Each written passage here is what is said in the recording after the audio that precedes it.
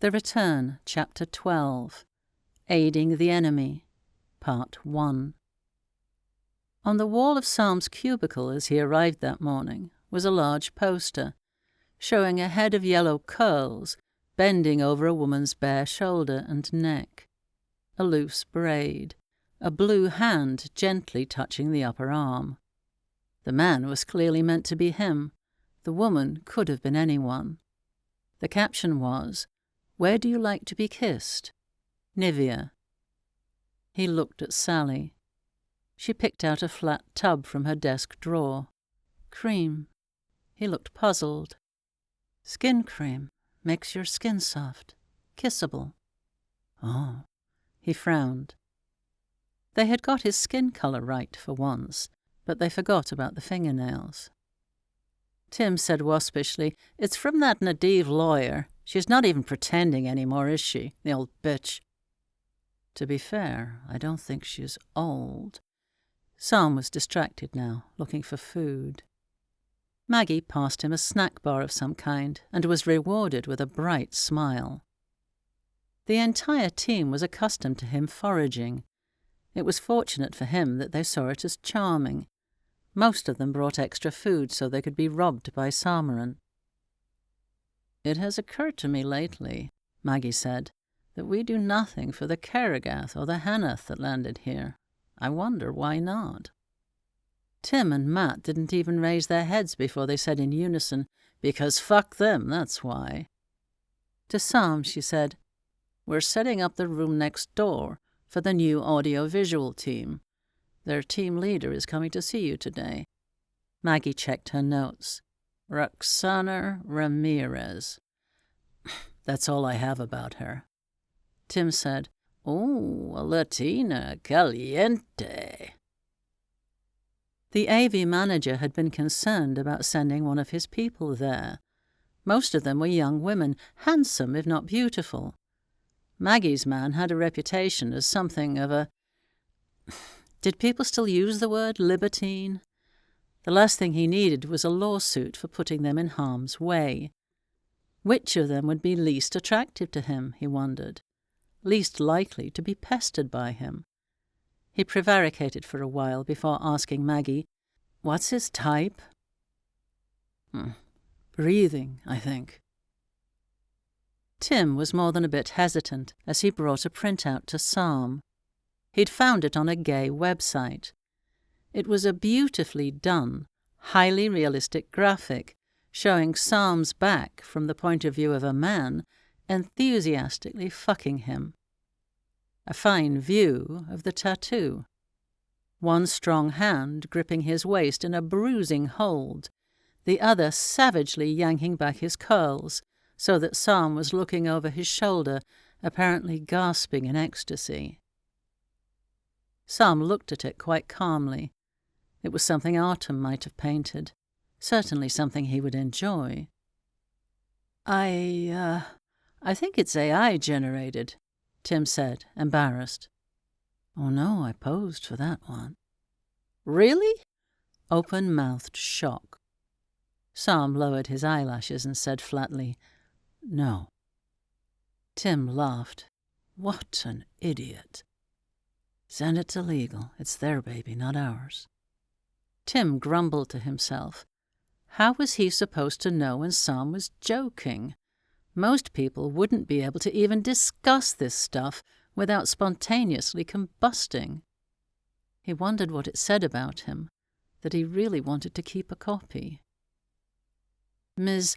I prefer Roxy Ramirez was tall, robust, tending very slightly to chubbiness, with dark hair and large dark eyes. Her T-shirt and pants were intense black, with an overlarge multicoloured dust coat thrown over. Very stylish. Saam and the team watched as she set up the storyboard that had been developed for the first song. A series of large drawings like a comic book, showing the shots that would be used. As he came alongside her, she challenged him. "I think I should tell you up front that I am in a relationship and that I am a lesbian. I hope that won't be a problem." Tim hugged himself. This could be good. Said to Matt later, "A lesbian, huh? She needn't think that will help." Saam looked at her mildly, a little bewildered. "A lesbian?" His tone said, "What's that?" She started stammering. All manner of thoughts went through her head as she recalled articles saying that sexual preferences meant nothing to slaves who had no choice in the matter. What a massive blunder, she thought. Damn it, how politically incorrect, and she had been in the room less than 10 minutes. She looked at him, squirming, opened her mouth to apologize profusely, then, "Oh, you're kidding." "It won't be a problem," said Saam, and closed his eyes slowly, like a cat. The storyboard was perhaps a little predictable, though beautifully drawn. Saam exquisitely dressed at parties, watching a lovely blonde-haired woman chat and flirt. Occasionally she would speak to him, lean against him, and he would smile down sadly at her. Flashbacks of happy walks on the beach, more longing looks, a walk alone in the rain in a nice suit, pulling off his wet clothes in his darkened flat, a backshot of him looking despondently through a window at her getting into an expensive car with someone else. "Doesn't look too challenging, I hope? I know you're not really an actor. How would you feel about taking your shirt off for the final shot, so we can see the tattoo?" Samran looked glumly at the pictures. Could we make her dark, not blonde? Nadia was blonde. He didn't want to think of her every second when they did this. "Oh, I didn't realize you'd have a preference. Sure, we can do that." Well, getting him to look sad won't be a problem, she thought. He was not what she was expecting somehow. "And the shirt?" He bowed his head a little, not looking at her, submitting rather than agreeing. "Sure." And then he wandered off. She was left feeling like she'd taken advantage of him in some way. She turned to the rest of the team. They all seemed underwhelmed by the presentation. "He's pretty serious, isn't he?" Sally offered, "Well, he's too scared to smile at the moment. All the media circus with the 'please don't hurt me' smile bullshit would put anybody off." "Bastards," muttered Maggie, and they all turned to look at her in surprise. "He'll get over it, he always does," said Tim. "No," said Maggie, "he'll get past it. There's a difference." It was becoming clear to Roxy that the entire team was worried about him. "I thought he'd be happier." "Just don't ask him to smile, okay?" Matt said. They nodded in unison like old-fashioned toy dogs on the parcel shelf of a car. Why not? A simple question. They stared at her. Maggie stepped up briskly. "Were you not briefed?" "Well, I know who he is, obviously. I know it's a charity benefit. I'm familiar with the song and the unrequited love narrative. I was warned that he can be predatory, and that was why my boss thought sending a gay woman was a good idea. And also because he hates me and wants me to fail," she thought without saying. "He is not predatory," corrected Maggie firmly. "And it's not a narrative when it's your life," said Tim. Now she was confused. "Did you even see the new Vengeance?" asked Sally. "No, I saw it already years ago. They showed it at just about every party I went to when I came out in college. Gay soft porn, sodomy and spaceships, right?" They owled at her. She hadn't seen it. She had no idea what she was dealing with. They agreed at once to set up the room for a screening. They settled down to watch in silence, except when Roxy had them pause so she could ask a question. She asked a lot of questions, most of which boiled down to, "Surely this cannot be real." The morning was almost over when Saam wandered in.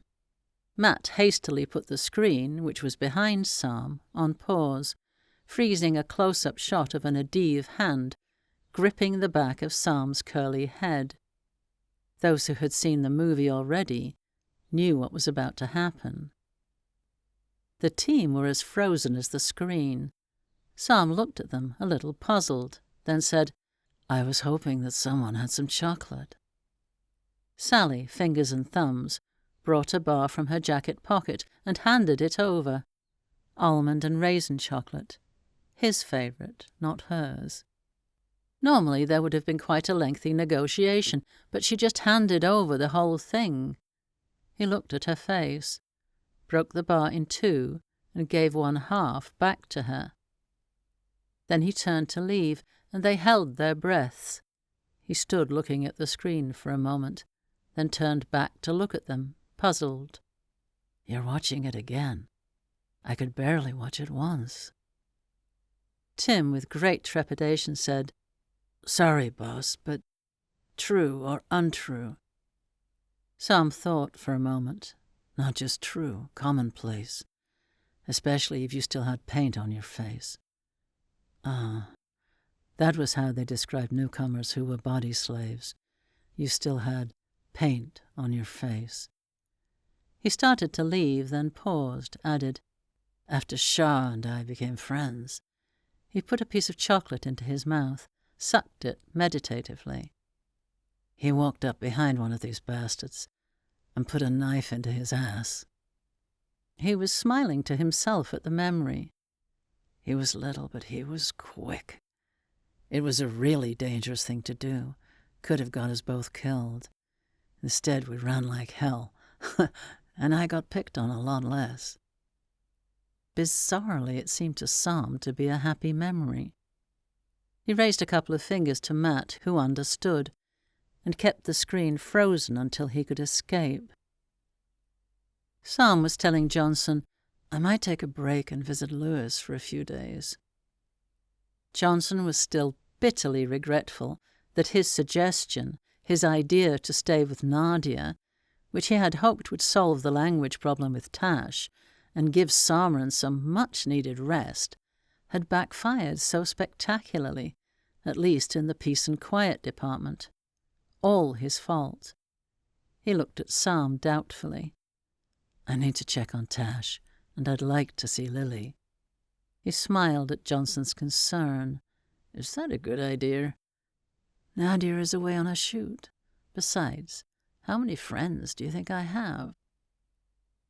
It was then that Roxy came out a little unsteadily from the conference room, walked slowly to the kitchenette, and heaved into the sink. Saam helped her to a chair, while Johnson fetched water. Roxy was aware of his hands on her. She rarely allowed men to touch her. He was so gentle. Hardly the predatory beast that her boss had warned her about. Prick that he was. Delicately, Saam pushed her damp hair out of her face, smiled at her. "You'll be okay." Maggie was quite frosty. "When you feel better, we'll start again and watch our history films, the gala videos, and the media reports. We'll all be on hand to answer any questions. I shall be speaking to your superior. His sending you in without proper briefing was a shameful waste of everybody's time, yours included, completely unacceptable. How are you supposed to perform well if you don't know what you're dealing with?" They found sandwiches and a bottle of water for Roxy and sent her back to the viewing room. Saam came up behind Maggie as close as possible without actually touching her. "I hope you're never that cross with me." Maggie turned, looked up at him. "I am often that cross with you, Samran." He looked down at her benignly. She added, "I just can't maintain it." He kissed her forehead, and she waved him off like a fly, followed Roxy through the closed doors of the conference room. While Roxy was being re-educated, Johnson received a police call about an injured ET who had been taken to the reserved hospital ward. The report wasn't entirely clear, but the implication was that he had been set upon by several humans in response to their having watched the new Vengeance. It was a disturbing development. When they walked through the front door of the hospital, Saam looked about him, agitated, then took off at a run. Johnson cursed. Saam could run like a hare, and he was getting too old for this. He caught up at the locked doors of the suite, panted, "What's the rush?" Saam was shaking with agitation. "In case I'm not the only one here with a sense of smell." He looked sideways at Johnson, as if it were his fault that his human nose was next to useless. As they reached the specialised ward, a large Nadiv doctor was leaving the room, sliding a massive combat knife back into the holder on his belt. Johnson drew his gun. "Relax, Agent Johnson. I have not executed anyone today. Samran here would smell the blood, wouldn't you?" Johnson wasn't convinced. You could kill someone without cutting them. The Nadiv put out a hand to cup and hold Saam's jaw, nodded, satisfied. "He's just a boy, hardly a hair on his face, little more than a child. They treated him in the emergency room without realizing what he was, but he's in restraints now." He moved his fingers a little, caressing Samran's face. "You wouldn't believe how difficult it is to rewire a broken carrot jaw, Agent Johnson. A lot of work. So fragile, intricate, time-consuming. A lot of resources used up on one young man who couldn't even fight. It was that all let him die. Starve. It was a fine piece of work." His thumb was resting on Saam's bottom lip. Saam didn't move. His mind was back in a labyrinth of corridors on a cramped, foul-smelling ship, a frozen moment from another life. "What I never knew," said the doctor, "was how you persuaded Daria to fix the rest. Cosmetic, completely against the regulations, a waste of his time and our resources. But just look at this perfect face." He ran a finger along Saam's cheekbone and softly along his upper lip. "Perhaps you can tell me another time," he said, and walked away. What the fuck just happened? Johnson was wide-eyed. He was reminiscing. That was all Saam cared to say on the subject. Who was in there? A Kerrogath. It was a young man, large as Kerrogath are, but not yet through his second growth. Large, but he would become much larger. He was barely conscious, and Johnson was glad the boy was in restraints. Who are you texting? Ataku. Why does he smell like that? He's come from the rings. There's a special stink on them when they come back. The rings? Ours isn't their only war. They fight in the rings, too, and many of them die there. Saam's phone chirruped. Profound regrets. Ataku knows no Kerrogath. How can this be? He's so young. They didn't come with the vengeance or the Samsa. He's new. He hasn't been here long. We have to find out where the others are, the rest of his crew. The boy woke, scared, hungry, in pain and angry. He started roaring and threatening, raging against the restraints. Johnson was pretty sure that "fuck you" is recognizable in any language. Saam looked at him, frustrated. What's the problem? Saam typed out a message and waited. I don't speak Kerrogath. A few words, that's all. His phone pinged. But Artam does. Late that night, just before he finally slept, he received a message from Roxy, on a phone that he carried for emergencies. He rolled his eyes a little, but carried on reading. It was about a new piece of music. having seen Shah in the movie Shipside, and now dancing at the gala with his pregnant wife, she proposed a song called The Story. The lines, "They don't know my head is a mess, they don't know who I really am, and they don't know what I've been through," seemed written for him. She promised to negotiate with the artist in question to use the song. She apologized for her insensitive treatment of his song narrative. She would rework it, she said. She was sure there was more she could get from it. Saam sighed. They had shown her the footage from the gala. She had seen the way he looked at Nadia. He groaned softly as he dropped the phone, rolled back, and leaned into the warm body behind him, and slept.